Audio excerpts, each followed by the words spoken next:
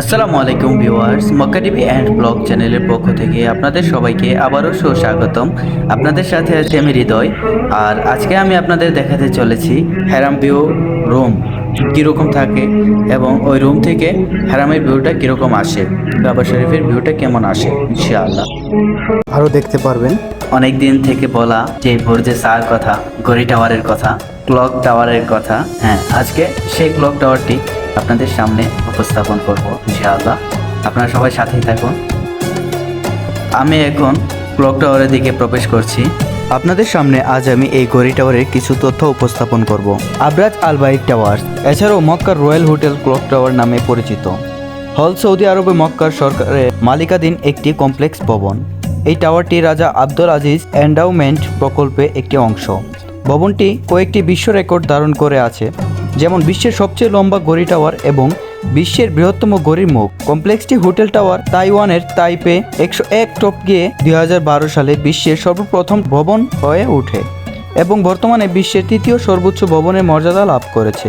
শুধুমাত্র দুবাই এর Burj Khalifa এবং সাংহাই টাওয়ার ছাড়া বিল্ডিং কমপ্লেক্সটি হল বিশ্বের বৃহত্তম মসজিদ এবং ইসলামের সবচেয়ে পবিত্র জায়গায় মসজিদ আল হারাম থেকে মাত্র মিটার দূরে।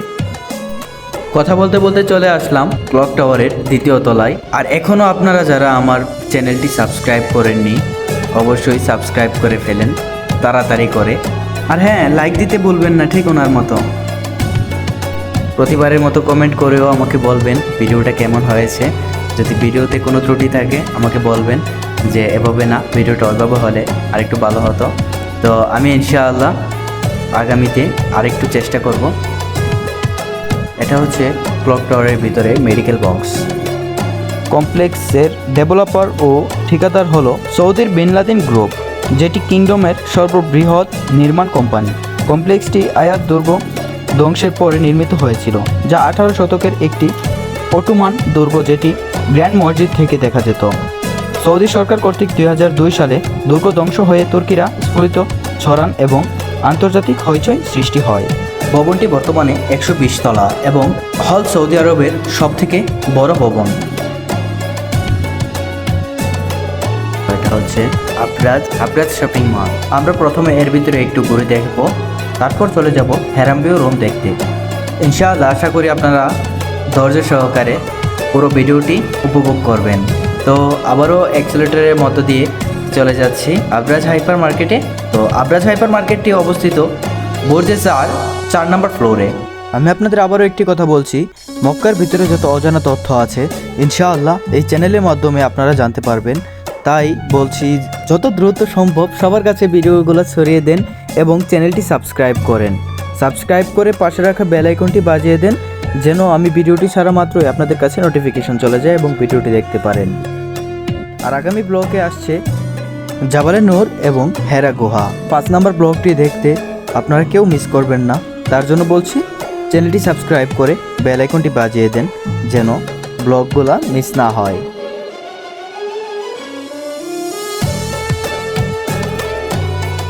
দেখছেন বাংলাদেশি হাজিগণ তাদের মার্কেটিং করছে। আপনারা যারা উমরা এবং হজে আসেন, তো অনেকে দেখা গেছে মক্কায় নতুন এবং রাস্তাঘাট চিনেন না ভালো করে, এবং কোথায় ভালো মার্কেট আছে, কোথায় সব কিছু পাওয়া যায়, এই সম্পর্কে আপনাদের কোনো ধারণা নেই। তো আপনারা যদি আমার এই ভিডিওগুলো দেখেন, অবশ্যই ইনশাআল্লাহ আপনাদের বেসিক নলেজটুকু আসবে।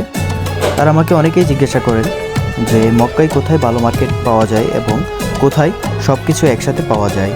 তো মক্কাতে যে সকল সুপার মার্কেটগুলো আছে ইনশাআল্লাহ আমি আপনাদের সবগুলো দেখানোর চেষ্টা করব। তো এটা আছে আবরাজ হাইপার মার্কেট, এখানে আপনারা আসতে পারেন। তবে এখানের যত মালামাল আছে সবগুলা খুবই এক্সপেন্সিভ। দেখছেন চকলেট গ্যালারি, কিটক্যাট চকলেট, আরও বিভিন্ন ধরনের চকলেট আছে যার নাম আমি এখন বলতে পারবো না। আপনারা দেখেন চকলেট গ্যালারি কত সুন্দরভাবে সাজিয়ে রাখছে, মাশাআল্লাহ।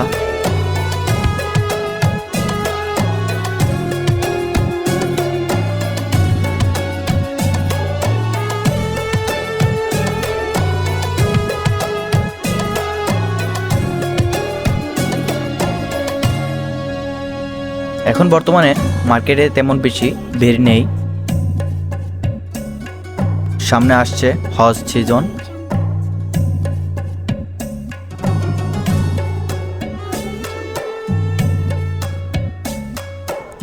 তো মার্কেটটি বিশাল বড়, যা একদিনে একটি ব্লগের মাধ্যমে আপনাদের দেখানো সম্ভব না।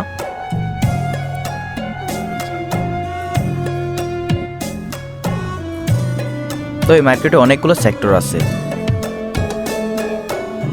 আপনারা যদি বলেন আমি একটা একটি করে সেক্টর আপনাদেরকে দেখাবো ইনশাআল্লাহ।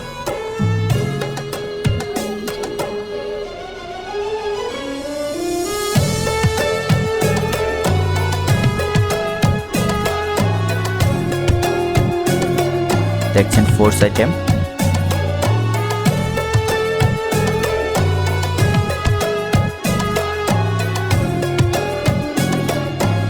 হাই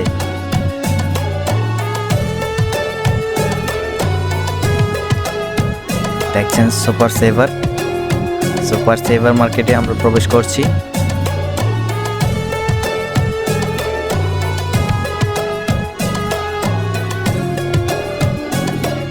তো এই জায়গাতে সবকিছু মেশিনারি আইটেম।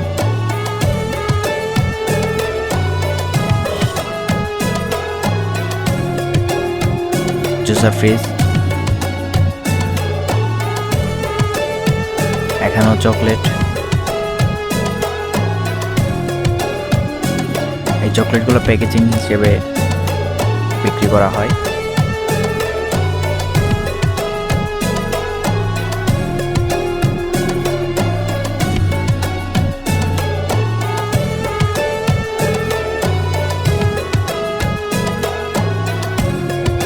তারপর আমরা চলে আসলাম জুতার মার্কেট, শুজ সেক্টরে। দেখছেন ক্লথ সেক্টর, কাপড়ের মার্কেট। দেন সামনে আছে টলি মার্কেট। এখানে নিম্নমানের কোনো টলি নেই, সবগুলো হাই কোয়ালিটি। আর দেখছেন সিজদাদা নামাজের মশলা মার্কেট।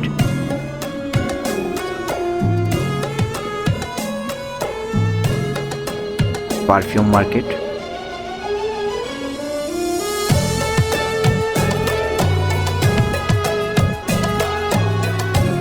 দেখছেন বিশাল বড় একটি রেড বুল।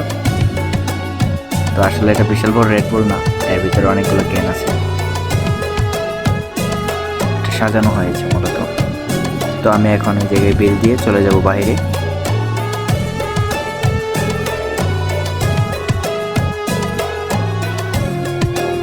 বিল দিয়ে চলে আসলাম। তো এখন আমরা চলে যাব হ্যারাম ভিউ রুমটি দেখতে, এবং রুম থেকে হ্যারামের ভিউটা কেমন আসে এখনই দেখতে পারবেন ইনশাআল্লাহ। আমি চলে যাচ্ছি এখন লিফটের সামনে।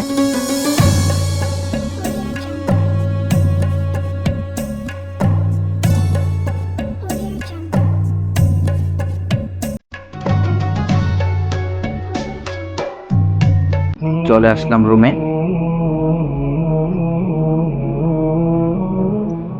দেখছেন কিচেন, এবং এটা হচ্ছে ড্রয়িং রুম। এই যে ড্রয়িং রুম, ড্রয়িং রুম থেকে দেখেন মাশাআল্লাহ হ্যারামের ভিউটা কত সুন্দর আসছে, সুবহানাল্লাহ।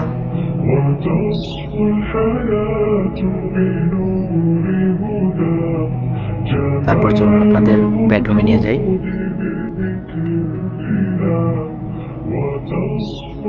বেডরুমে একদম বেডের সামনেই আছে একটি টিভি।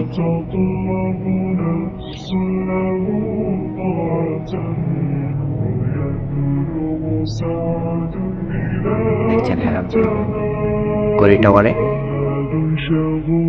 এই রুম থেকেও হ্যারামের ভিউটা আসে, মাশাআল্লাহ কত অপরূপ দৃশ্য।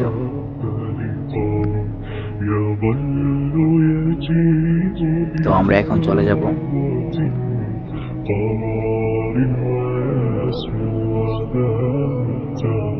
আমি ঘড়ি টাওয়ার থেকে বেরিয়ে চলে যাচ্ছি এখন। আর আপনারা এতক্ষণ আমার সাথে থাকার জন্য অসংখ্য অসংখ্য ধন্যবাদ। পরবর্তী ব্লগ আসছে হেরা গুহা নিয়ে, জাবালের নূর। ইনশাআল্লাহ চ্যানেলটি সাবস্ক্রাইব করবেন এবং বেল আইকনটি বাজিয়ে দিবেন যেন ব্লগগুলো মিস না হয়। তো এই পর্যন্ত আপনারা সবাই ভালো থাকবেন এবং আমার জন্য দোয়া করবেন।